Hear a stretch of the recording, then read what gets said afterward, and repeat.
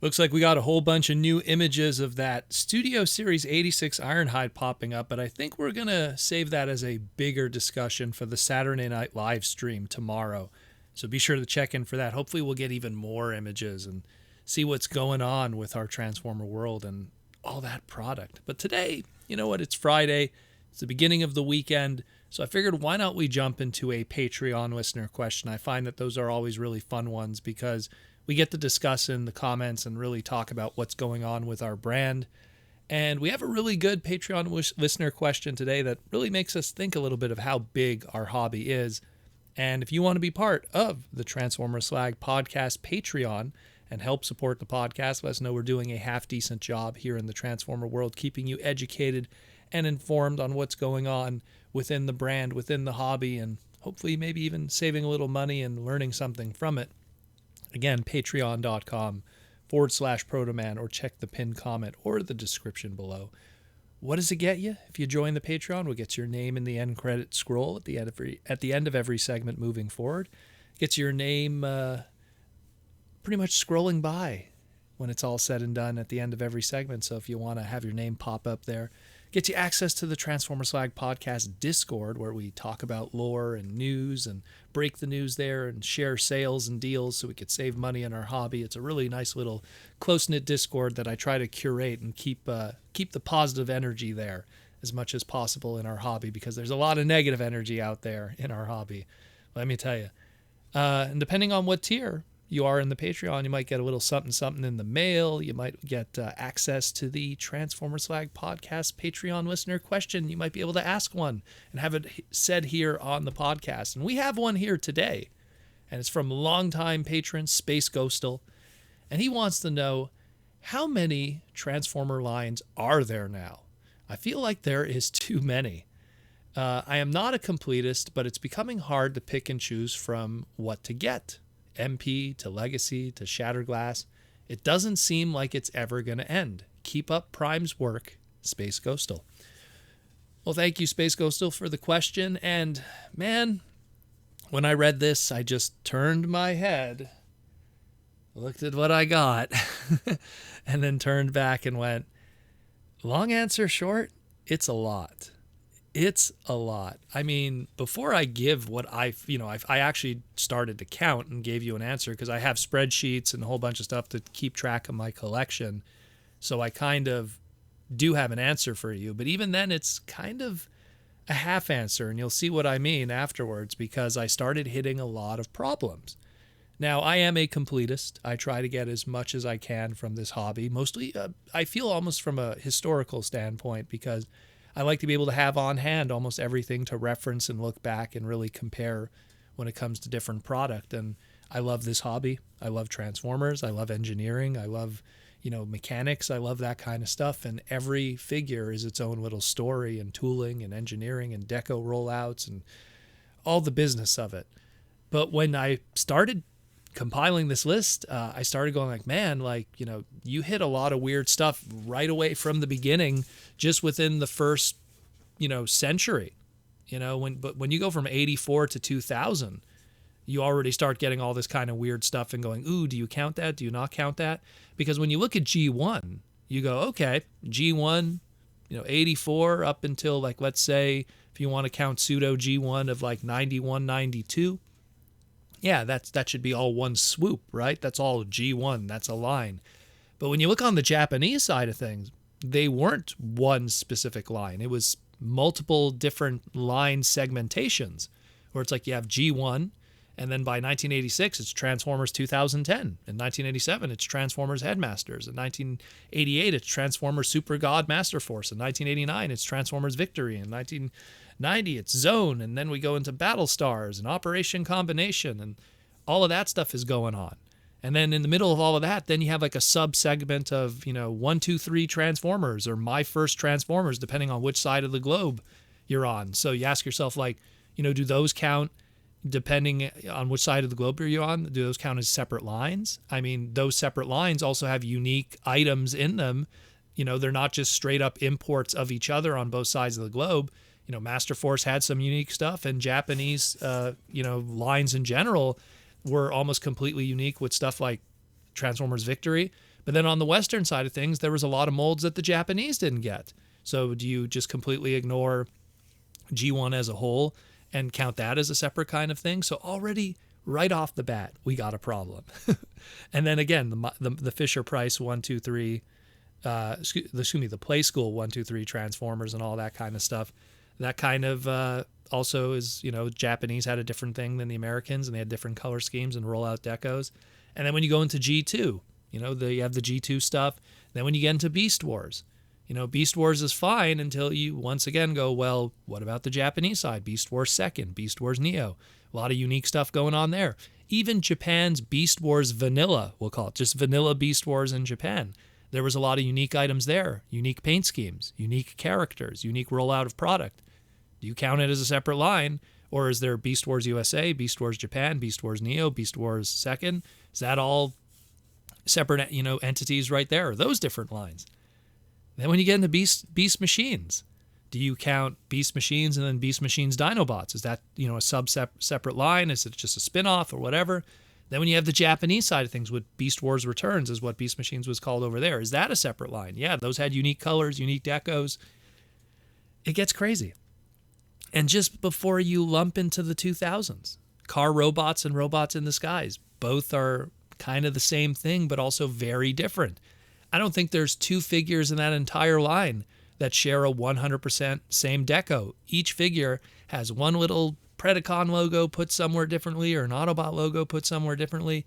Those lines are, night and day. Each one of them has a variant amongst each other and unique items exclusive to those lines on top of it. So it gets crazy there. And that's just up until the year 2000. 16 years. Barely 16 years. Barely. I mean, if you want to avoid all that mess, you could just say, oh, it's just 5 lines, right? But I'm counting like over 25 at this point. It gets pretty crazy when you get technical into it. And that's not even talking about where does the BotCon stuff fit in there in that pre-2000 era. Do you count like, the Beast Wars related BotCon stuff with Beast Wars? Do you count the G2 related stuff within BotCon with G2 like Night Racer and G2 Breakdown? Where do you stick that? Then when you get into like the later stuff, that's kind of like it's Beast Machines characters, but it really isn't, but it is, I guess. Like Cat Scan and some of them, where do they go? Do you count Machine Wars? Is that a spin-off of Beast Wars or is it its own entity? I would say it's its own entity. What about fast food promotions? Are fast food stuff kind of its own line? Or do you count the fast food stuff? Like these Beast Wars fast food toys are part of the Beast Wars toy line, even though they're technically not. They're actually promotional items made exclusively for the McDonald's market. So it gets kind of crazy. And then even like, Kabaya model kits in Japan at the time, all those candy toys, are those separate lines? Yeah, they're related to Generation 1. What about the decoy line? Does that count? Because it was called Keshigumu over there in Japan. It was a kind of a separate entity. They weren't pack-in stuff with Generation 1 toys like they were in America. They were a separate blind box line sold in Japan. So it gets kind of nutty. It gets kind of nutty over there. And then when you go into the 2000s, new CEO at Hasbro, Brian Goldner, new direction with the brand, it opens up like a flower. It gets crazy. Armada. But what about Micron? Tons of, unique, thousands of unique Minicon decos were born out of that. Energon, but then you got Superlink and all the unique decos and unique stuff that came from that. Unique weapons, unique, promotional items and stuff like that. Store exclusives. Cybertron to Galaxy Force, same story there. A whole bunch of unique items and unique repaints that they're two separate lines at their core. And then Galaxy Force with all their DVD pack-ins and, Superlink with their DVD pack-ins and Micron with their DVD pack-ins. So they're clearly their own thing, separate from their Western counterparts. What about alternators and Vinyl Tech? They're, night and day in terms of even the materials used to make those lines, metal to plastic. So those are almost two separate lines in themselves, and they all have unique stuff to them in terms of characters and decos and repaints and exclusives. So it gets crazy there. Then what about all the small stuff? SEF PVC line, BTR, the building block line, Kissplay, Robot Masters, Titaniums, the beginnings of classics. And we haven't even gotten to 2007 when the movie started yet. All of that craziness, and that adds another 15 plus kind of stuff going on. So it gets pretty crazy. And then again, where do you put the MSC model kits, the MC Access model kits? Where do you put those in there? What about Masterpiece, which debuted in 2001? Where does that kind of fit in? You know? What about the GoBots line that Hasbro started in the 2000s? What about those weird lines like the Transformers Dinobots line, which was the Transformers packaging that looked like the Armada packaging, but it was called Transformers Dinobots, and they were just unique redecos of Dino-related molds at the time as G1 Dinobot characters? You know, where does that fit in? Is that a G1 adjacent kind of line? Is it a Classics adjacent kind of line? Is it its own kind of line that kind of fits in with like Transformers Universe? What about Universe? Where does that fit in? What about G1 reissues? Japan had one way to do it. America had a different. We had the commemorative line initially. They had their Japan Takara book box line. Where does that fit in? What about other Japanese adjacent kind of stuff that had American counterparts like SCF Axis PVCs, but then you have the Heroes of Cybertron line. What about World's Smallest? What about My Clone? All those other kind of Kabaya and Blind Pack stuff. It gets crazy, and we haven't even gotten to the movie yet. We haven't even started 2007 when it really explodes. And I was just saying it exploded then. So, long story short, and it wasn't a long story short, but I did a lot of diving. I really started writing down stuff and trying to make sense of it.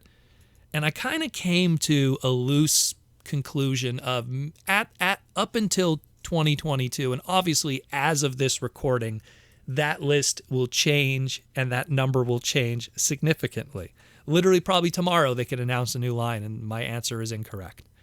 But I come to about 98 different lines right now. But then I even hit problems when I was making that line too. Transformers Prime. Does Transformers Prime First Edition, Transformers Prime RAD, Transformers Prime Beast Hunters, are they all one entity? Are they all separate entities? I don't know. How would you want to call that? You know, what about SDCC exclusives that were related to specific lines? You know, some of them were kind of standalone stuff like the Knights of Unicron. You know, is that a Transformers Prime thing? Is that a G1 thing? Where does that go? Is it a standalone thing? Does that count as a line? Does that count as an exclusive on its own? And isn't it, you know, related to a line? Is it a collaborative thing? I don't know. You know, kind of tough to say that one. I guess you could call them sublines, but are they? Do you count them as a number? Do you put a number to them? What about the evolution of the G1 reissues throughout all the years, just in the Western world, and how they were changed? You know, commemorative line, then it's just a Transformers G1 line, then it falls under the Generations emblem at some point where it's Transformers Generations, so it's kind of packaged with also our Classic S kind of product, and now we have the Walmart reissues. Was that all one entity of G1 reissues? Or is it all individual lines of G1 reissues throughout the years? I guess so. I do not know. But that list could then maybe make everything go easily over 100. So it's a tough one to answer. It really, really is. It really, really is. And all I could say is, yeah, 98, maybe over 100. Who knows? Who knows? But it's a lot. And take it from me, who literally is surrounded by this stuff. Surrounded, engulfed in it. I can't even begin to fathom how much. All I know is there's a lot, and it would take a lifetime to honestly count and figure it all out. I was lucky that I was doing it over my lifetime, so it saves me the trouble. But if I honestly didn't, I mean, to sit down and really start counting, it would take forever. It really would. I mean, just to give you a little bit of, you know, peace of mind. Do you know there's over 400 different bots? Just think about that for a second. Bots. Just bots. Just bots. Yeah. So hope that gives a little bit of a penny for your thought. Gives you something to think about. But there is a lot of Transformers. And like Simon Furman has said, it never ends. And it won't end. And it's something that the brand will keep growing. And the way that I look at it on a positive manner is you'll never be bored. There's always going to be something in the brand that you could discover and buy and collect. That's the one good thing about there being so much of it out there, is if ever you're bored with whatever Hasbro is putting out in this moment, Legacy isn't doing it for you. Yeah, I don't like Legacy, or I don't like what's happening with Masterpiece. It's too expensive right now. It could be any kind of argument you could say with what's going on with the current environment with the Transformers brand. There is, no joke, literally tens of thousands of items that have come before, and you could go and rediscover those for the first time. Maybe you want to check out the cool engineering of animated activators, or check out some of the non-show character sculpts and repaints of Transformers Prime. Or maybe you want to see the return to diecast and how well that worked out, be it Titanium's or that of the Binaltech line on the Takara side of things. There's so much to look back and discover that sometimes you don't have to even stress yourself about what's coming out on the shelves right now. It's a big, beautiful collection of toys with so much passion and engineering and work that was put into those. You might look at a throwaway Energon figure, but there was someone in Takara that took the time, sat down, and put together that, at the time it was called Ultra Class, but that Ultra Class, Jetfire from Energon, and really wanted to make the best possible product they could at that time within the limitations that they had. And to me, that's always the best thing about it. And when we take photos of old toys and we celebrate them, especially like on my Instagram and on my Twitter, we're celebrating, the blood, sweat, and tears of all that crazy stuff. Thousands of it, but all those crazy stuff and all those crazy toys and characters. So I hope that answers that question. I'm pretty sure people are going to chime in on this one, but it is an interesting one. And again, thank you, Space Ghostal, for the listener question and supporting the podcast. And if you want to be like Space Ghostal and help support the podcast and let us know we're doing a pretty crazy job here in the Transformer world, again, patreon.com/Protoman, or check the pinned comment or description below. Tomorrow's a Saturday night live stream. I hope to see you there, and we'll just relax and take some super chats from the fans and talk about the world of Transformers and all the awesome things that exist within it.